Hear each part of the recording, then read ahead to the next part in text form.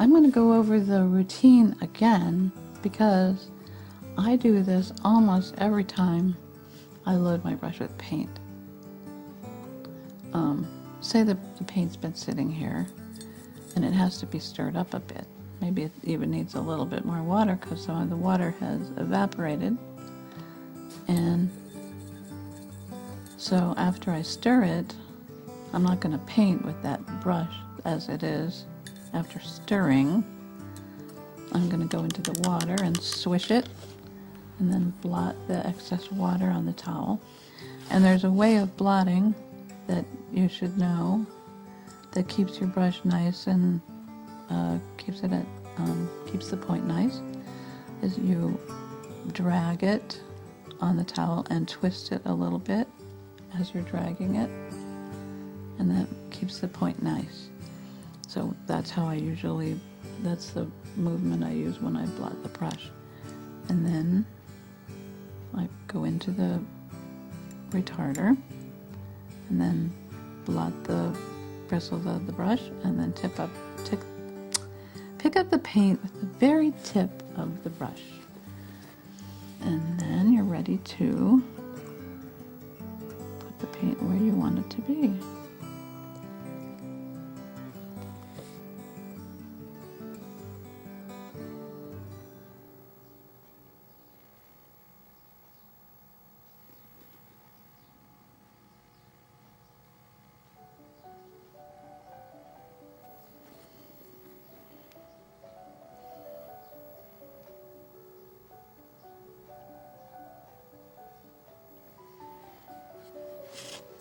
You see, I'm still studying the picture.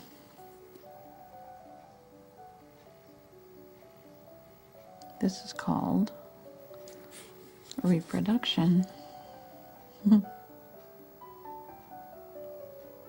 First I did the original, now I'm doing a reproduction. And I'm teaching you how to do the same.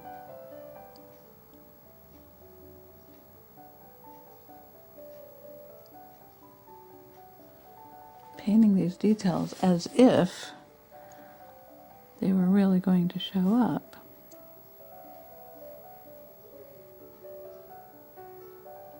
Because I don't know any other way to do it. Maybe you can tell me a faster, better way, but for the time being, this is how I do it, because this is all I know. Sometimes, even when you pick up the paint with the tip of your brush, you still have more paint than you need for whatever you're doing, so you can touch the towel with the brush and take off the excess, and then you're ready to put the paint on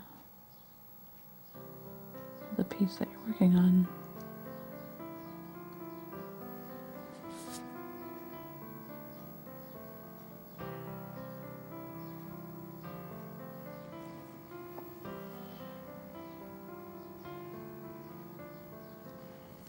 Oops. Oops.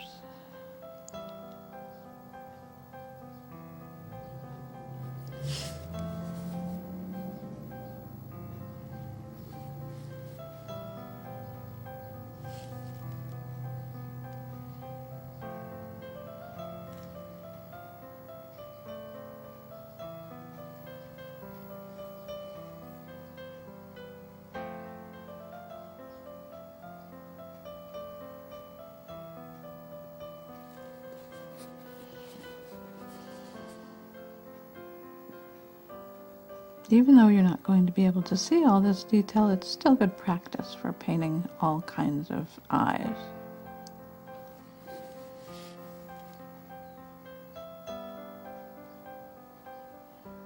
When you paint older children, then you will be able to see these details.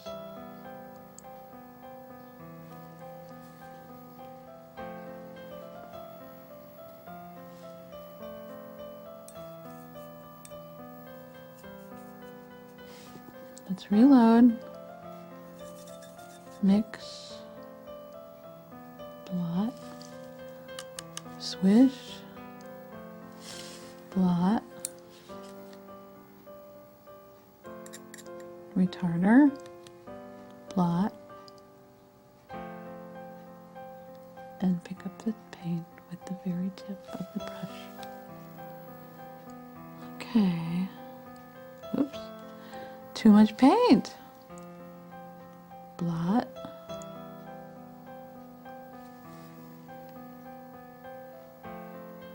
That's better.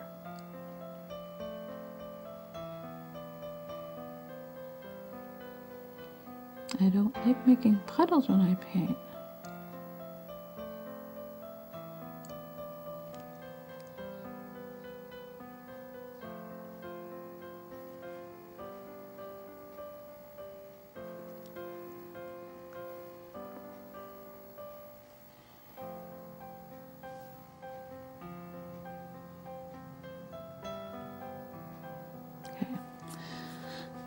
Okay, now I'm starting to feel like I'm pretty satisfied with how everything is shaping up.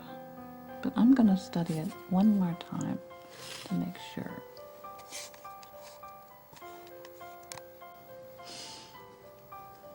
As I've said, I try to paint my babies so they gaze up into my eyes when I'm holding them in my arms. And I've been fiddling with this one, and I think I've about got it. I know it still looks starry, but it's not going to look starry when I fill in the colors in the iris, but the focus is just where I want it. So I've been studying it, and I just wanted to show you that the center of the pupil has moved a little bit from where I originally plotted it, so I'm always making those adjustments. If you can see, I put a little white dot where the original center point was, and there's a black dot where the new center point for the pupil is. And it's a little bit farther over than it was to start with. And so that's kind of little minute adjustments that I always have to make as I'm painting. This one, there's a white dot, and the black dot is just under it. Maybe you can't see it, but you could see how far there was between the original center point and where it finally came to as I painted.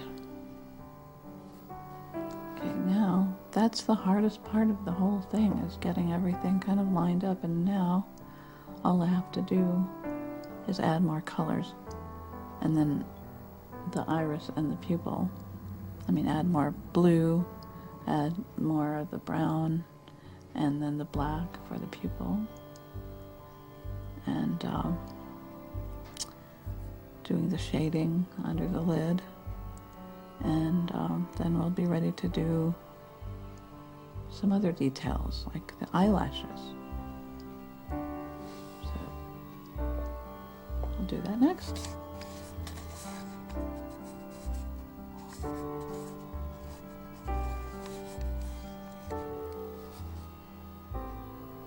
I'm going to go back to the watercolor technique for a while.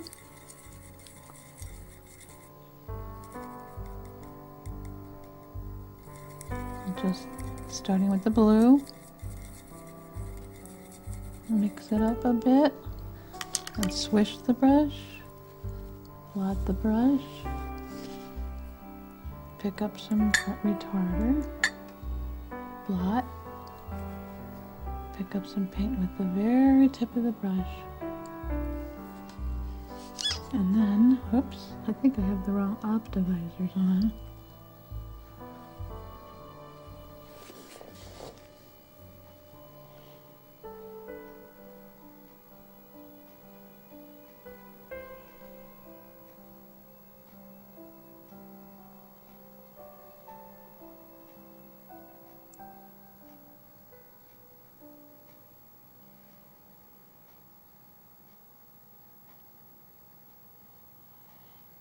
Actually, we need color all over.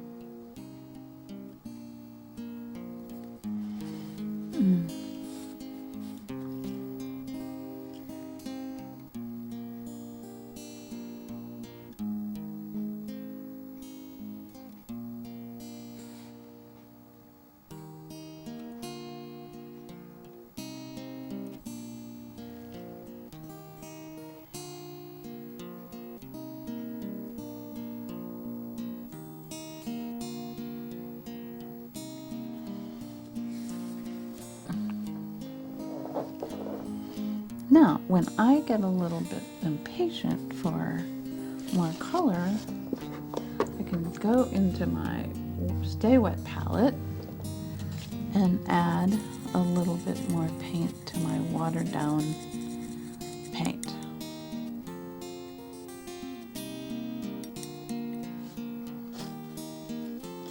And then clean the brush.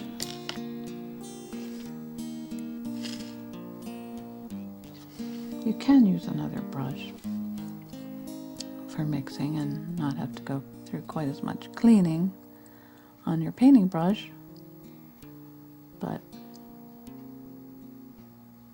that's up to you. I think I've got too much water.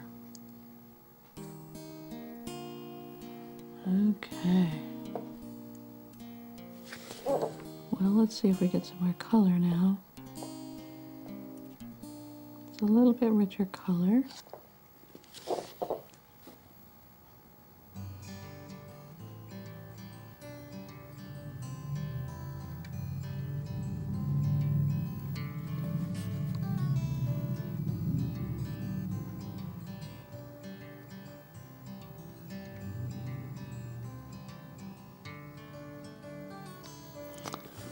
Well, let's see here.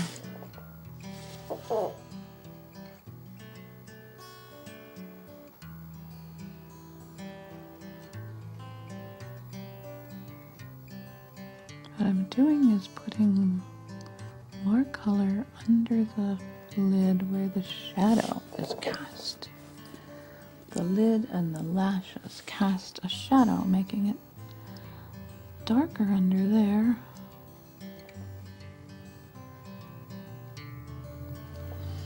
Okay. It dries fairly quickly, but sometimes I wish it would dry a little bit faster so I can do another layer. Kind of depends on the weather.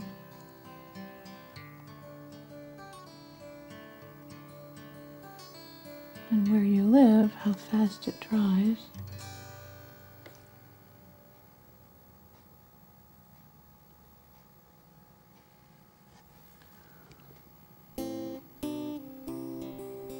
When it starts to look a little too blue to me, that's when I put a little bit of brown. Or I can mix, or you can layer a little bit of brown. Try putting a little bit of brown on your brush and go over the blue and alternate blue and brown, and then you can mute the blue a little bit. It's not quite so intense.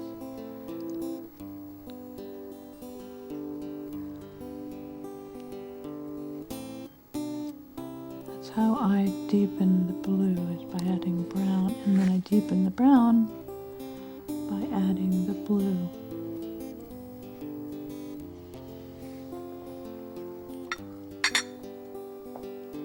I'm going to put a little bit of blue and brown together. Make sort of a neutral gray tone.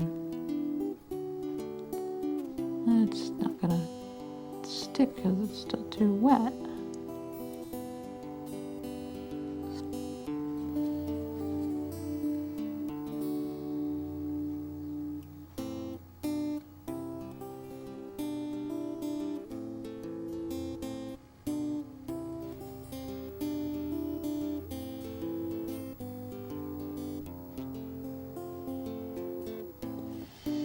Oh, that's a good color for a shadow under here.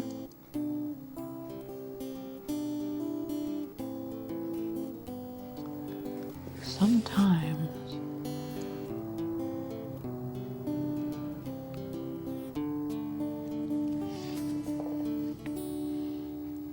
might want to deepen the shadow here.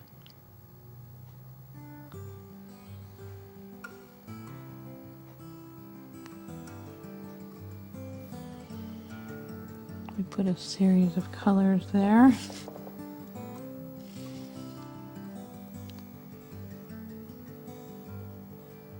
I don't know if I like that color, but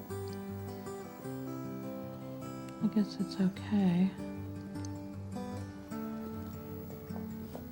Not my favorite crease color. Okay. Waiting for the paint to dry. Shading some of these underneath areas. Oops.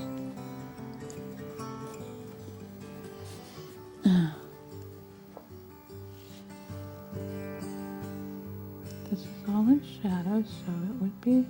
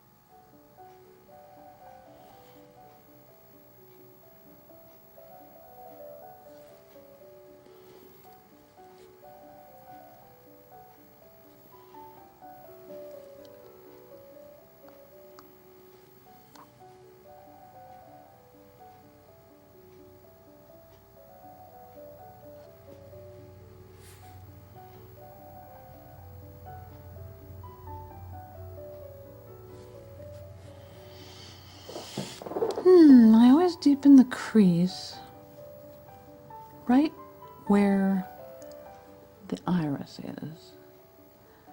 Just right above the iris and the pupil, because that part is raised and that part often just causes the lid to squeeze that crease a little bit tighter right there. It's hard to explain that. So I just deepen the crease right there above the iris. I don't like to use black. In fact, I don't even know if I like to use that shade right there, that gray. I don't think that's what I used on the other Huggy Bear. But it looks okay. I might go back with another color here in a bit. I'm just waiting for this paint to get good and dry so I can add another layer.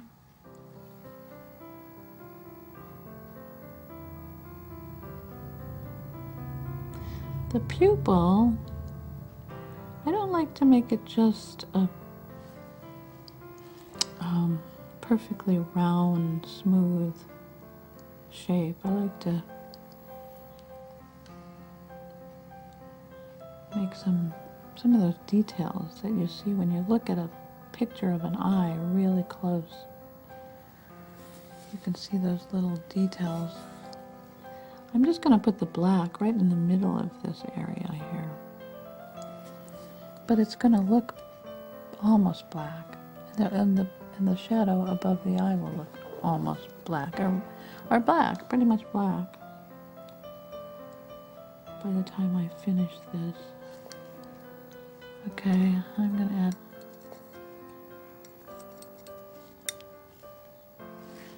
more of the shadow color at the top.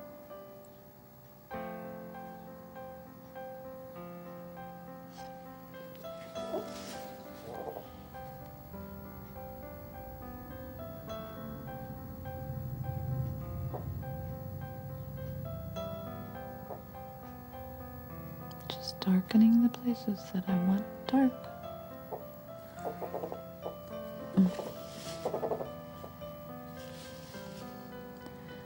This is a mixture of brown and blue, sort of a charcoaly color.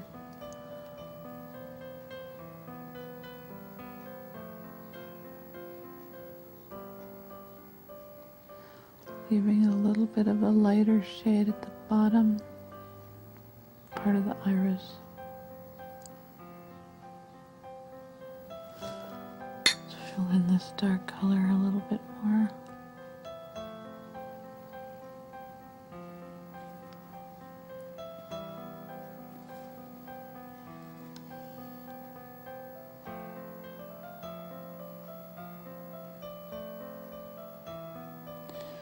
Another thing, when you look at an eye really close, this edge is not what I would call a hard edge where the dark stops and the light starts. It's kind of fuzzy. So as I'm painting, I try to vary the stroke just a tiny bit so that it's not always in exactly the same spot, so this edge keeps sort of a fuzzy look. Makes it look more realistic. That's one thing I don't like about some of the set-in eyes, is that the whites are so white and there's no shadow, and the darks are so dark and there's just a hard edge line between the white and the dark.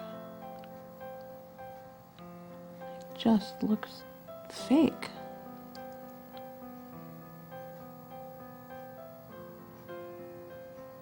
I think if they made better glass eyes, I might even use glass eye. Well, the glass ones are better than the plastic ones.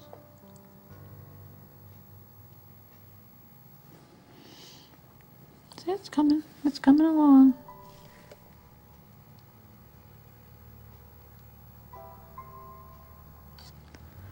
Oops.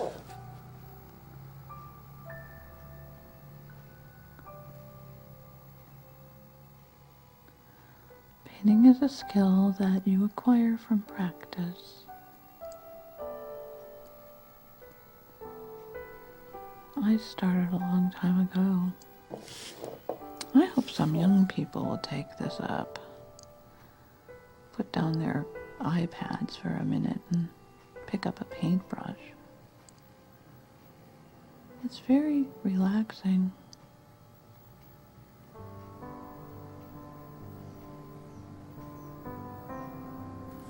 It's kind of rare.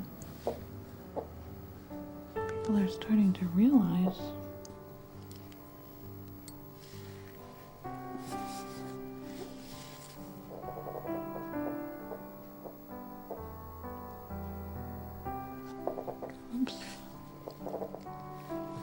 you see?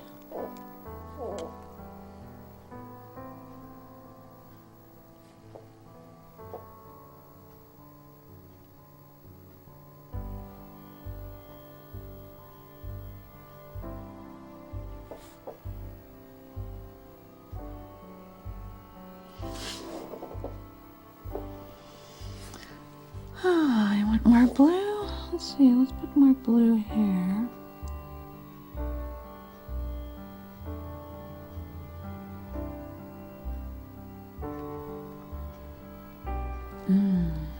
Still haven't added any black.